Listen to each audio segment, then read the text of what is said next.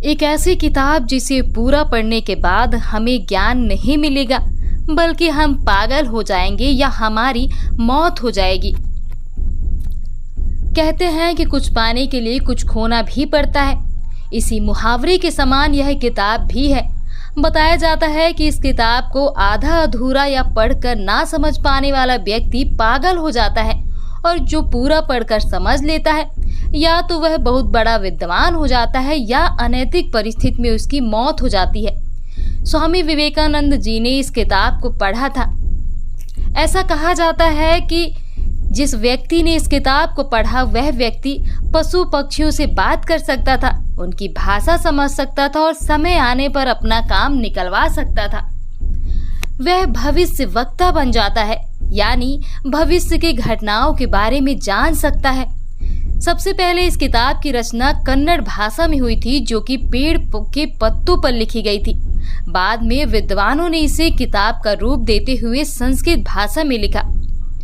श्रापित किताब के बारे में यह एक अफवाह है कि इसे पढ़ने वाला व्यक्ति या तो पागल हो जाता है या मर जाता है। किताब के श्रापित और रहस्यमयी होने के कारण इस किताब को 1935 में ब्रिटिश गवर्नमेंट द्वारा प्रतिबंधित कर दिया गया था। यह किताब उत्तर प्रदेश के गांव में रहने वाले एक विद्वान मुंशी भगवान दास की पुत्री नीलावंती द्वारा लिखी गई 1733 में। मान्यतानुसार मुंशी भगवान दास की पुत्री द्वारा लिखी गई किताब गणित सूत्रों की किताब थी, जबकि कुछ लोगों का मानना है कि उनके नाम के आधार पर इस किताब का नाम नीलावंती था। यह गणितीय सूत्र की किताब नहीं थी।